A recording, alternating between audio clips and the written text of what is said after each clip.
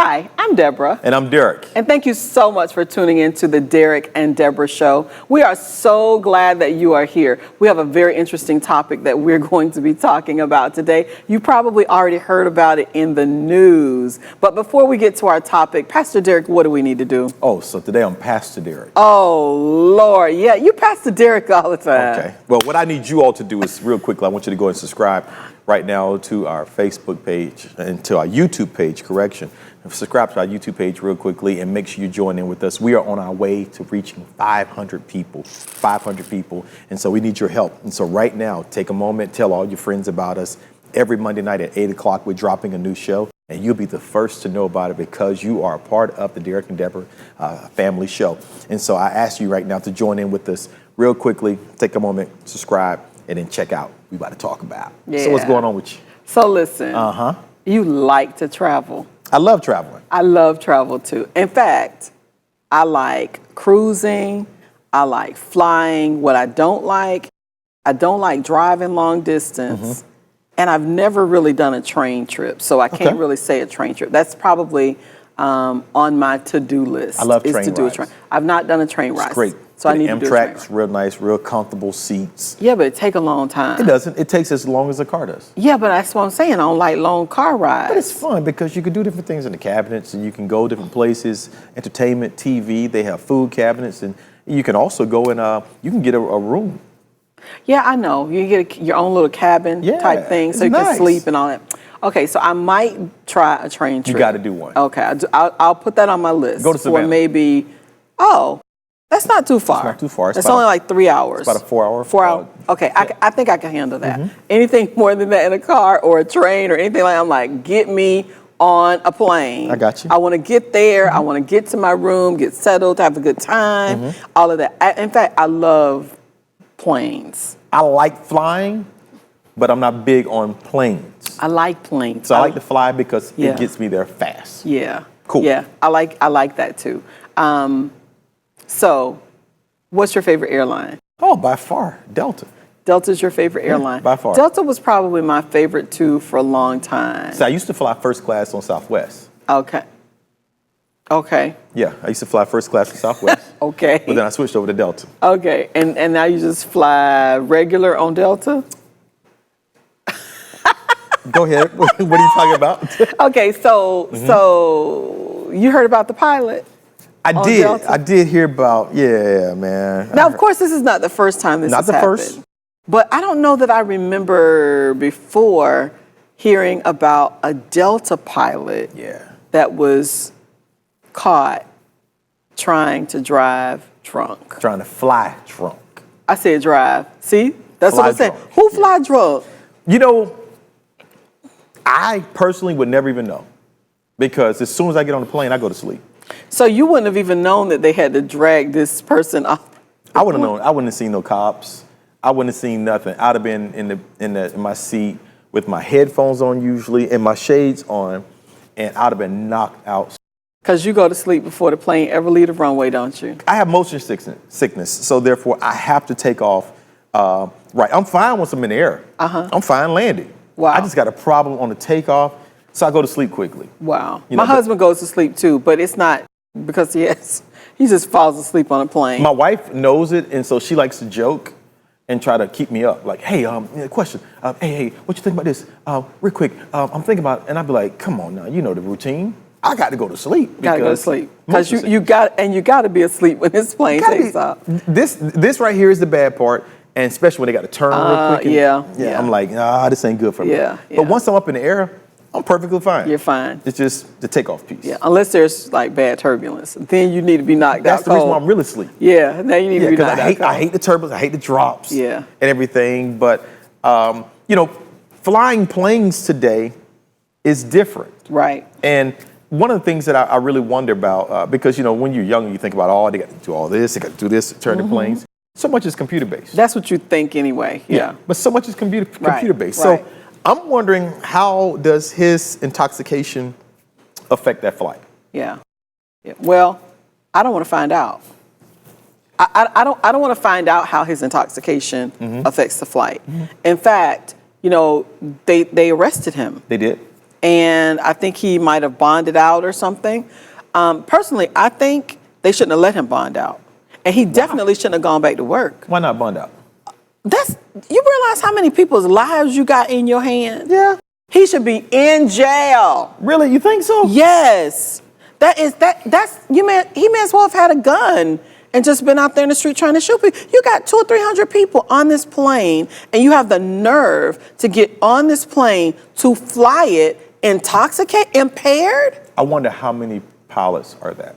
And listen, and they say the limit, the alcohol limit for them is much less than it is for us driving. Oh, wow. Okay? That's nothing then. Well, I mean, it's like 0.04 or something. Wow. So technically speaking, you can't drink within a certain length of time because it is still going to be in your system. I'm totally on board with that. I'm grateful. I can agree with that. I wonder what is Delta and other airlines going to put into place to even know. You know, they take us through all the security and all these measurements for us to fly. Right. And we're just passengers on the plane. Right. I think they should take them through a lot of things as well. Right. You know what I know when we get to if you get to the plane early, and every blue moon I get there early enough to see the plane still out there before we take off. But every blue moon, because you be running down again. I run every time through the airport. I hate being in the airport. But I sometimes I've seen pilots walk around their planes, do all their the looks and the checks and stuff. I'm wondering, should aviation regulation come together to say, listen, every person has to take this test. Right, but you have to take this test before you listen. I think it was a TSA agent that realized that this guy was acting weird. Really? Because that was my next question. I wonder who told on him. Listen, I think he started to go through a line and saw this particular agent coming, I guess, towards him or whatever, and turned around and went back out and went like to the restroom. And then when he came back, it's like if this person had not been really paying attention, this man could have really hurt some people. Yeah. You know what I'm saying? Now, thank God that there is a pilot and a co-pilot, right? Because now you have a second person that prayerfully is not intoxicated, but that is well able to be able to fly this plane as well. But I think that is a big issue.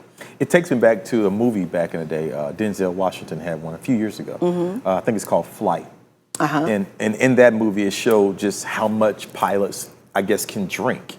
And it was very disturbing to me to see that was kind of the case that was happening. But I really wonder, how regular is this activity amongst that circle of individuals who work in that occupation? Listen, they can drink all they want to on their day off. But when you have to come in and you are flying, I mean, just think about the pilot who has the route from Orlando to Atlanta. How many times in a day does he make that trip with a full plane of people? Agreed. You have thousands of people's lives in your hand. That they can't afford to come to work intoxicated. Agree. And I think if you come to work intoxicated, that's worse than drunk driving on the street. Wow. It's worse. Now you're endangering too many lives. And I don't think they are, in my mind, you're not taking it serious if you arrest that person and give them a bond. No, you sit your tail right there in jail till you go to court and they find you guilty and figure out what your penalty gonna be. Because what you can't do is just get out of jail and go back to work. Yeah. But you can imagine that he's probably not gonna fly anymore with any airline. I don't know. I think his career is probably ended because of that stench on his record now. I really think that this is probably it for him. And, he might be flying something, and I hope that even that may be dangerous cargo. That could still be, you're up above people. And at any time, something wrong can even happen from that level as well. Right. But I'm sure that there is a major repercussion for these decisions that he's made with this. Yeah. But Yeah, I guess I need to stay awake a little bit longer. I was gonna say, I think you need to stay awake. I'm gonna start shaking their hands when I walk on. You need to stay awake, and you need to, and because sometimes they're standing in the doorway of the cockpit. Yeah. And the last thing you need is to smell alcohol on the pilot's breath. That's just a crazy kind of thing in my mind. And that might be a good measurement for them to do. Put the pilot right there. It's a mandatory piece for them to shake the hands of the individuals as they get on. Don't they have a little machine you can blow into? Don't the police have a little thing? I've never experienced that personally myself. I don't know what your testimony is. Listen, I have never experienced it. I don't know where you're going with this one, but don't they? But isn't there something they can do like on the side of the road? Yeah, they can. Where you blow into,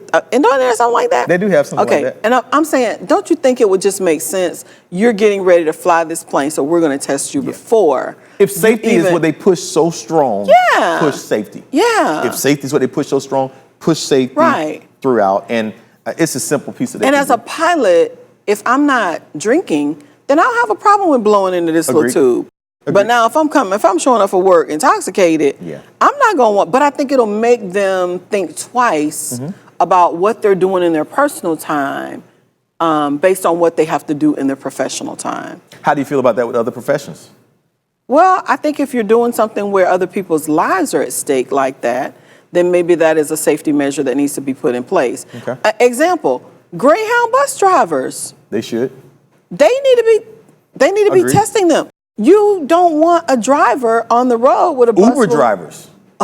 Well, I have my whole different opinion about Uber drivers. I had an Uber driver this weekend. It was crazy. That Uber thing, I'm like, you don't know what you're getting when you call an Uber. You don't. It could be some. I had this Uber driver, no lie. She picked me up, nice old lady, but she was this close to the steering wheel the entire time. Okay, and she was probably like 92. She was really old, and she drove really fast. Oh, see, that's what I'm saying. Now, for me to say really fast is extremely fast. I know. I was in the back like this, like, you good? You all right? I'm good. I'm good. I was like, whew. And when we got in the car, I was happy. You have to really trust these people. You do. And you don't know who's going to show up. When we were in New York, crazy, we never got one person when we were in New York that was from the United States or spoke English. I was like, we won't know who we're in the car with. We don't know if we're going to make it back to our hotel. And so this whole Uber thing I'm like, y'all know what, this is, and I guess, taxis were big in our day. Now it's Uber. It's the way of life now that we're forced to trust other individuals, which means that they should definitely take on the component of trust is allotted to me. So therefore, I should be responsible. Yeah. Because people's life are waiting for you. You talking about you don't like traveling alone. So you drive your bike. I can see you now. I'm gonna ride right behind you on a bicycle. It blow your horn real loud at you, real loud, just real loud until you get out the road. Okay, Pastor Derrick, it's time to go. You gonna close us out? Yeah, we got to get out of here. Because we done did all the testing. Yeah, I want them tested. You want them tested? I want them tested. What do you all think about it? So like and share and tell us a little bit about what you think about the discussion today, especially dealing with the fact of responsibility being given to individuals, trusted individuals, who are now taking care of other individuals. Tell us what you think about it, because all of us are affected in some type of way by somebody else who has been given our trust to help us get to our destinations. And so we love to hear from you again. Look forward to talking to you next week. Again, this is the Derrick and Deborah Show. I am Derrick. And I'm Deborah. And we look forward to seeing you next week. See you later.